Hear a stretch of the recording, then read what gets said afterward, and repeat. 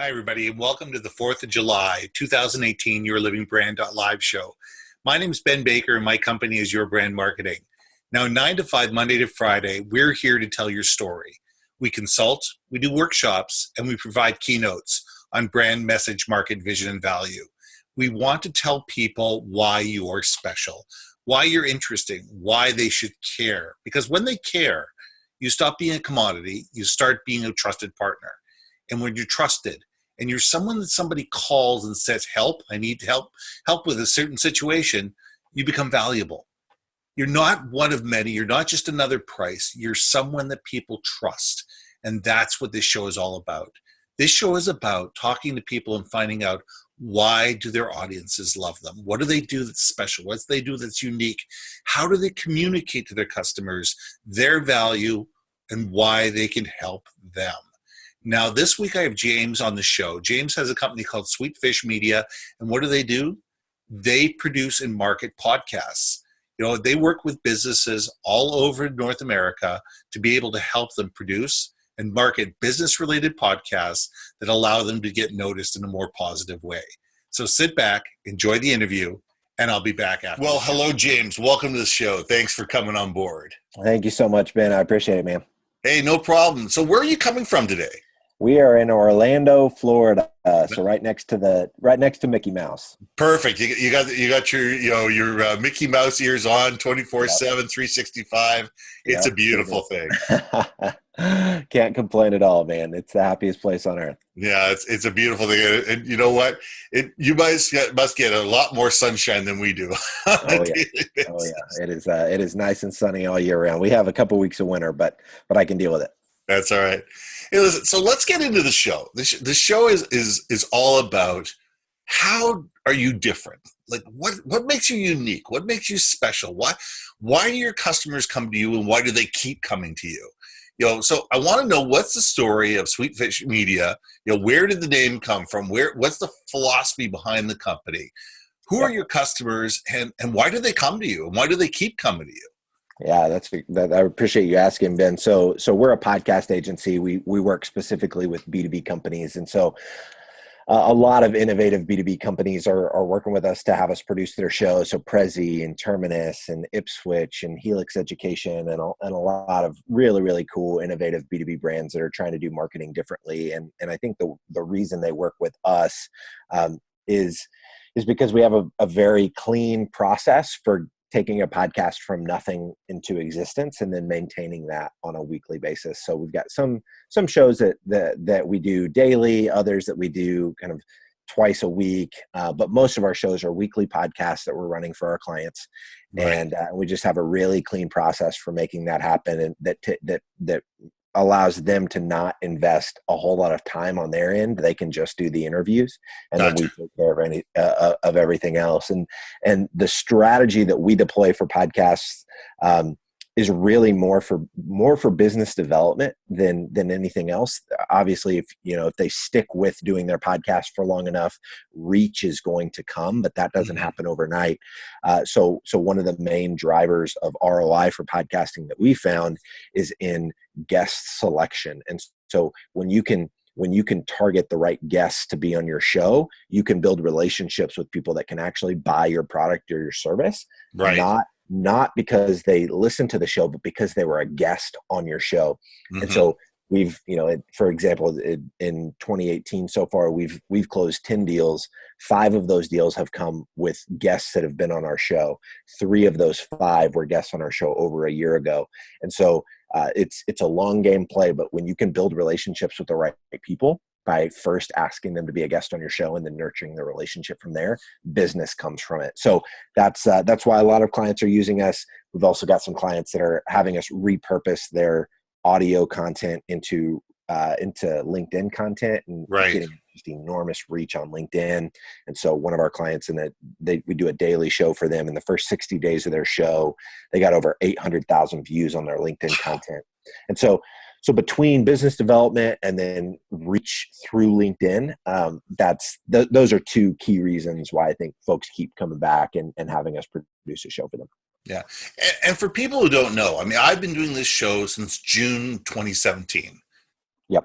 As much as I love it, it's a lot of work. Yeah. There's a lot of work in doing a weekly podcast in terms of scheduling the guests, doing the interviews, making sure that that your guest is taken care of, Yeah. doing the edits, making sure that the webcast is converted into a podcast, making sure that it's up on social media, making sure that it makes it to iTunes and SoundCloud. There's a lot of work involved, and you know what? Sometimes you wonder, is that the best use of your time? Is that the best use of your time? I mean, I love interviewing people. I love talking to my guests. I love spending time with my guests online. But if there's ways that you can take the back end process and be able to hand it off to a professional, someone who can, who knows the industry and knows how to take that material and get it out and disseminate it in a more effective manner. Yeah. There's value there. So I love what you're doing. I love what you're doing. And plus, I love being on your show. I actually got a lot of reach. I got a lot of reach when I was on your show. Yeah, that's awesome, man.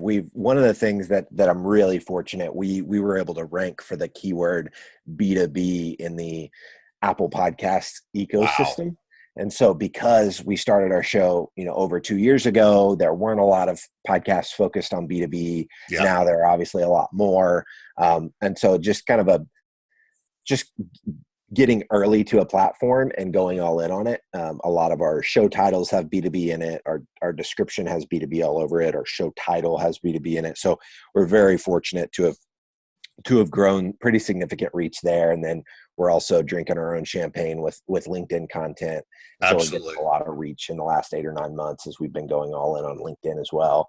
So getting a lot more ears on our show that way. So I'm really glad that your episode was able to get into a lot of ears, man, because what you had to say was great. Oh yeah, absolutely. And the one thing that you just said that resonated with me is consistency of brand. Yeah. It doesn't matter where the brand is or how it's touched and consumed.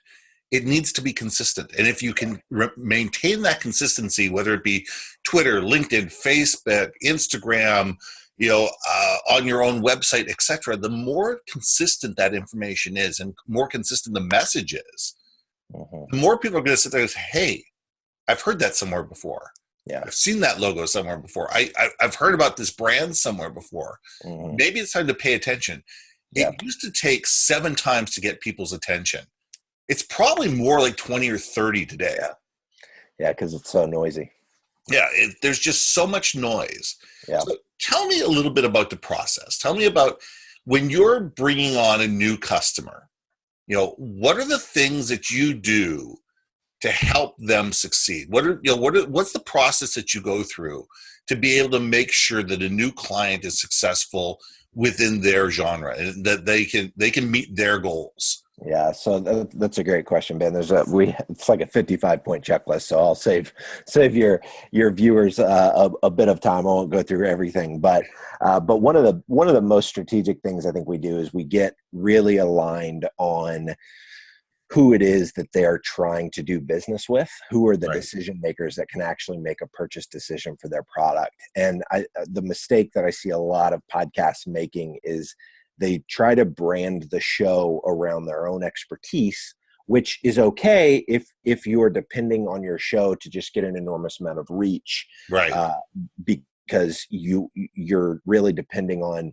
turning your listeners or your viewers into clients at that point. Which, if you can get enormous reach, awesome. Perfect. But most companies, they don't have massive email lists. They haven't spent a lot of time building brand, and so it's much tougher for them to get an audience. And so to get really a faster path to return on investment in a podcast is saying, okay, we're not going to brand the show around your expertise. Right. We're going to brand the show around your buyer's expertise. Absolutely. So us, with our show, B2B Growth, B2B marketers are the people that buy our product or service. So a CMO, a VP of marketing, they're the ones saying, yes, we're going to hire Sweetfish to produce our podcast. Right. So I didn't start a show about podcasting because our buyers don't know anything about podcasting. That's why they pay us to do it for them. Exactly. Instead, I created a show where I could highlight really smart B2B marketers that I ultimately want to do business with, but I make them the hero of the content. And so Right. we ask them, hey, what's a topic related to B2B marketing that you think our listeners would get a ton of value from? They come up with the topic. They tell us what the 3 to 5 takeaways are going to be. So we work that same process for our clients. So if somebody's trying to reach, IT directors, we're helping them brand the show so that IT directors are the star of it. And so Right. we're helping them name the show, come up with a really cohesive brand between the headline graphics and the logo and the quote graphics and the web page on their site, Mm-hmm. so that when they go and ask an IT director at a company that is a target account for them to be a guest on their show, that person can click the link and say, oh man, this is a really good looking show. We want to be Yeah. a part of this. So we're working, all the way through that process, making sure their shows on iTunes and Stitcher. It's crazy to me how many people launch podcasts and don't even put it in Apple Podcasts, which is where the lion's share of podcasts are consumed. And so making sure that, all the different podcast channels are launched and ready. So that's just a few of it. Again, it's like a 55-point checklist of Right. everything we go through.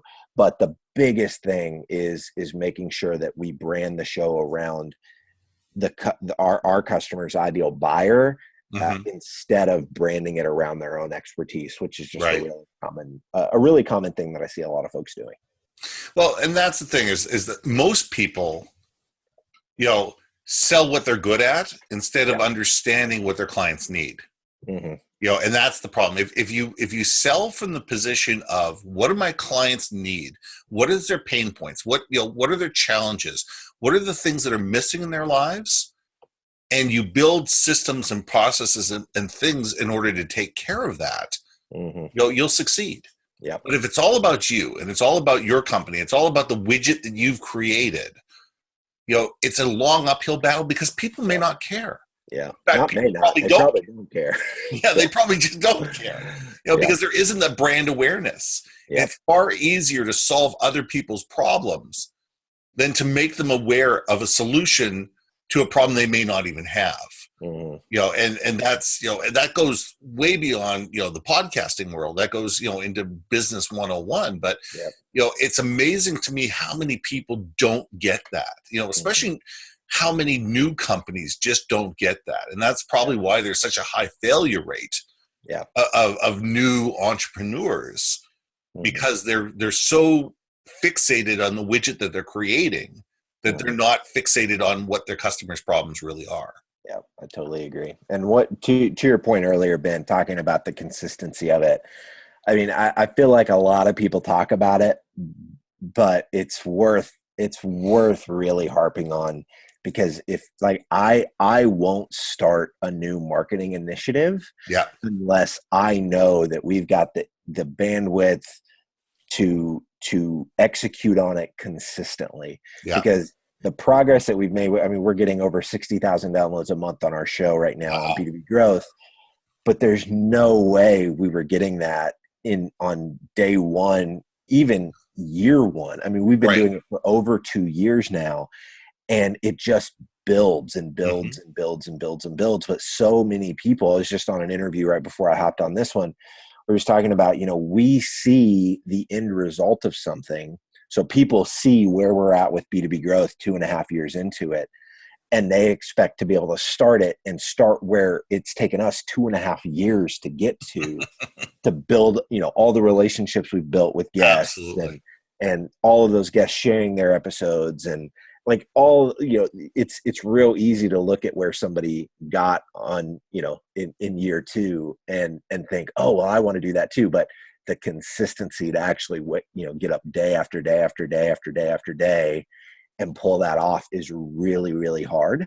And so that's why I just think consistency is such a huge unlock, that if you can flip your mindset to where you can be consistent, whether that's eating right or whether that's doing a podcast, everything, blogging, posting on LinkedIn, life, right? Like it's, if you can stay consistent, you will win.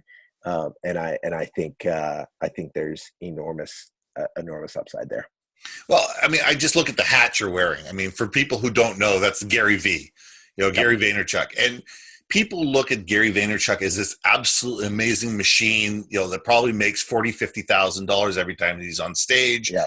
He's everywhere. He's, you see him everywhere, but he wasn't always like that. He started doing interview podcasts like this that maybe 20 or 25 people listened to, and did hundreds of them. Probably hundreds of them. Before he got on the big stage, and before he started getting his voice to a point where everybody wanted to listen to it, and got his message to a point where it was honed into enough where people were willing to listen to it by the thousand. So you're right. What they say, overnight success takes 10 years. It's the hard work that most people don't realize that creates a success. And you're right. As we say it over and over again, it's consistency. It's showing up week after week. It's doing the same thing over and over again, but try to be a little bit better every single time. And that's the thing that I think is so key to it. If we're at like episode 675 or something like that, and as you do it more and more and more, you get better and better at it. And so I was talking with the guy that I was just on this interview with about this idea of not letting perfection inhibit progress. And so this idea that if you wait until everything's perfect, you're never going to put out anything into the world. And if you never put out anything into the world, you're not going to experience the momentum to keep putting stuff out. And it's in the consistency of putting out content and putting yourself out there that opportunities are going to come. But if you keep waiting until the audio's just right, or that, you got to edit that glitch out, and, but I'm busy, so I'll get to it next week. And then you never get it done. And the CEO of that company that you've been wanting to work for never has the opportunity to see the video pop up on his LinkedIn feed. And you never get that opportunity. And you don't know because you let perfection stop you. And so I think that's a huge lesson that I have been very fortunate to not struggle. That wasn't something I struggled with. I don't feel like I've ever really let perfection stop me from just putting stuff out. I've known early on because of mentors, like, just get it out there. But I see a lot of people struggle with that, and it keeps them from, I think, achieving a lot of what they want in life because they're too afraid to not be perfect. Yeah. I mean, Seth Godin says, always be testing, always be shipping. There's always going to be another reiteration. I mean, especially in this digital world. I mean, when I first started out in direct mail 25 years ago, you produced 500,000 of something. It was there. It was, it's out there. It's, if there's a mistake on page one, if the headline on the cover page, there's a spelling mistake, guess what? There's 500,000 of these things out there. And you know what? It's happened to me. It's absolutely happened to me. But in today's digital world, you know what? You can tear something down today and put it up 15 minutes later, and nobody, almost nobody's going to notice. And going forward, no one's going to notice. So it's always sitting there say, don't let good get in the way of great. Is probably the best way of putting it. I love that. I think that's a great philosophy. Now, you talk about LinkedIn. LinkedIn is your buddy, is your friend, is your passion. So tell me, how do you use LinkedIn to be able to support not only your objectives, but your clients' objectives? So LinkedIn is fascinating to me because there's so much opportunity right now when you write content that is native to the platform. So what I was doing probably 9-10 months ago, I was really phoning it in. I was using a tool called Buffer and just loading up articles that I was curating. I was like, oh, this looks interesting. This looks interesting. And I was loading it into my LinkedIn account, and it was just automatically posting once or twice a day. And I was getting anywhere from 50 to 200 views on a post, and was just like, all right, this is all that LinkedIn's good for. I wasn't getting any inbound from it, and wasn't really thinking much about it. And then I started seeing a guy named Josh Fector post these longer status updates and I could tell he wasn't just automating them. He was like natively writing them inside LinkedIn. Right. And he was doing a lot of things that were different. Like he wasn't putting links in the update itself. He was putting links in the comments. And I noticed guys like Guy Kawasaki doing that and other people. Yeah. And I was like, you know what? There's something here, because all these posts that I'm seeing on LinkedIn are getting a lot of engagement. And Thousands. these people don't necessarily have huge followings. Mm-hmm. And so started looking more and more into it, realizing that if I wrote long form status updates native inside of LinkedIn, then and I put the link to those whatever I was trying to link to, be it a podcast episode or an article or whatever, in the Right. first comment instead of putting it in the status update itself. I was, I think my first post ended up getting 3,000 or 4,000 views as opposed Wow. to 50 to 200. And so then I really started, obviously you get that kind of reach with something and Sure. you're like, oh man, like I want to figure out how to do more of this. Yeah. And so started creating a lot of content for LinkedIn. Then I started putting together engagement groups. And some people like poo-poo on this idea. I was just on a thread yesterday. They don't feel authentic. You're just engaging with each Yeah. other to trick the algorithm. And I don't really look at it that way. I've put together a few different engagement groups, and I limit them to 12 to 15 people that are posting consistently on LinkedIn. Mm-hmm. And they're posting about things that I actually enjoy their content and I want to engage with them. But and it's consistent with your brand too.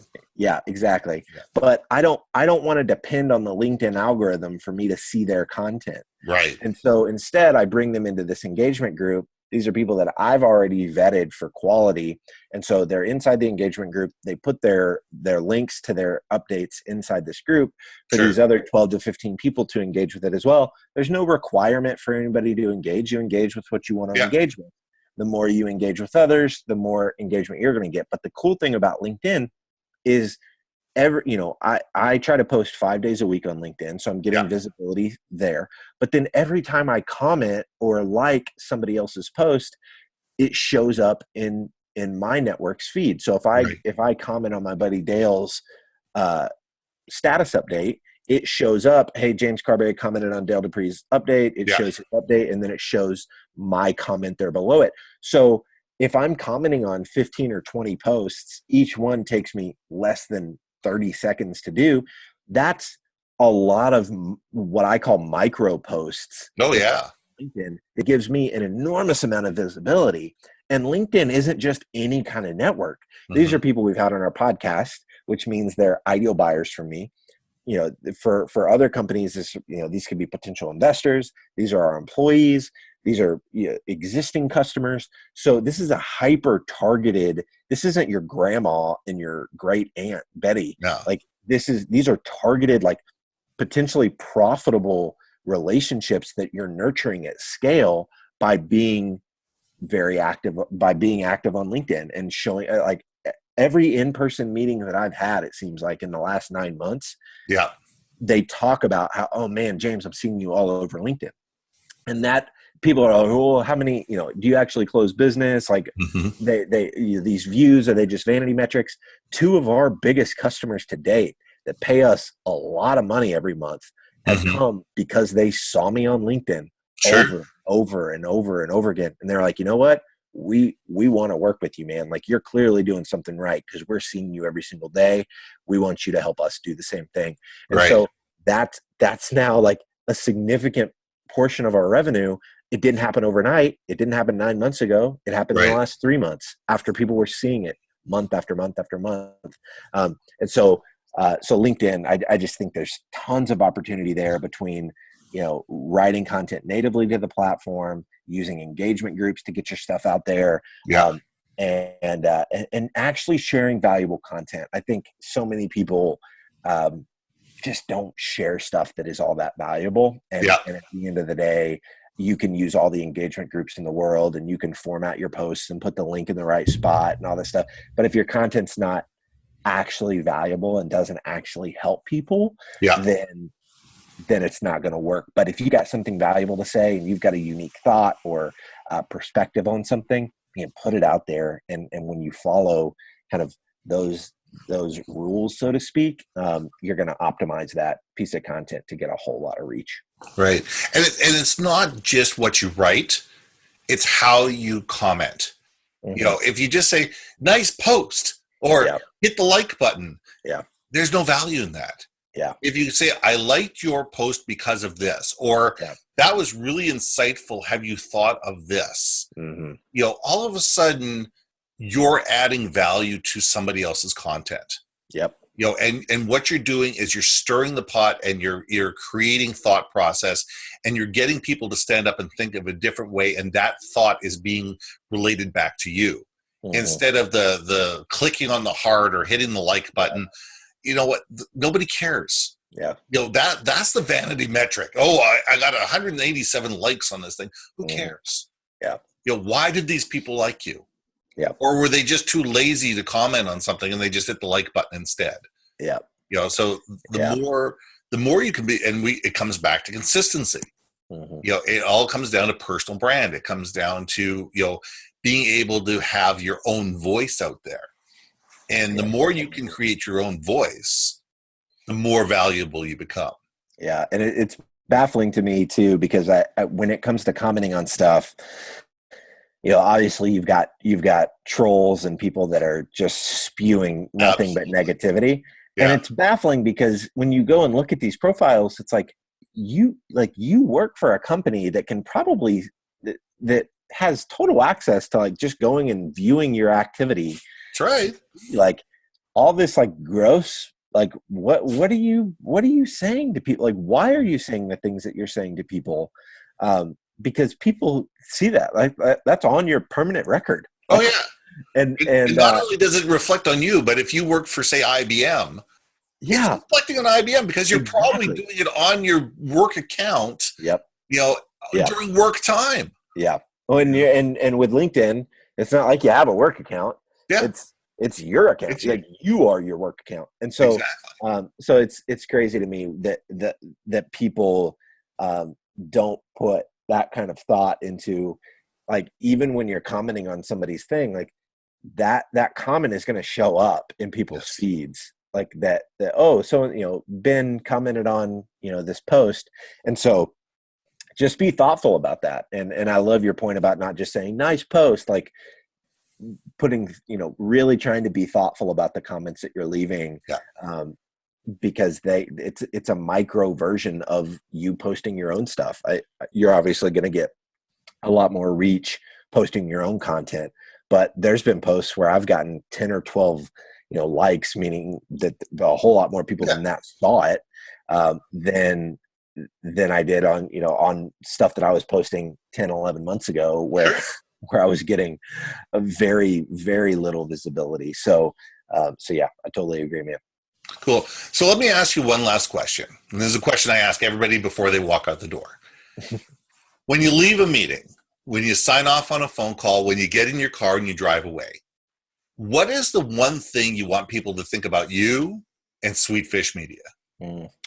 And I think my kind of personal why, Ben, is I want to inspire and equip people to love the people in their lives better. And so I would want people to kind of walk away from an interaction with me, knowing that, like, man, he actually cared about me. I try to be very inquisitive. I'm very curious naturally, and I try to be a very intentional encourager. And so I would want somebody to walk away feeling, man, he cares, and I would want them feeling encouraged, either in something that they said, an idea that they got my thoughts on, or I try to be very, very intentional about when I see something in somebody, calling it out and telling them why I think that that's incredible. And so I want that to be an extension of the business as well. I want anytime someone interacts with our brand, I want them to think, man, like they care, like that article that they put out, or that LinkedIn status update, like that was really valuable. They really care about adding value. And personally, I want the same thing. I want to add value in a lot of different ways. Encouragement is one of those things for me personally that is big for me. So that is my probably much longer answer than you wanted, but No, not at all. You know what? It's that you authentically care. You know, you want people to succeed and you want people to be their best. yep. And what you can do to help people be that way is what you're about. And that, you know what, that's huge. That's absolutely huge. So Thanks, man. thank you very much for your time, James. I appreciate it. Hang out in the green room a second. I'm just going to say goodbye to my audience and I'll be right back. I All hope right, you thanks, enjoyed this interview as much as I did. James is a great guest. Now, Monday to Friday, 9 to 5, what do? We help you tell your story. We want to be your partner to be able to allow your customers to understand what makes you valuable to them. Help you tell your story in a compelling way so people listen, they understand, and they engage. And that's what this show is all about. When people engage, when people trust, when people understand, you stop being a commodity and you start being a valued partner. So come listen every Wednesday at 10 o'clock. This is the YourLivingBrand.live show. We'll see you on the West Coast, 10 o'clock next Wednesday. Have a great week.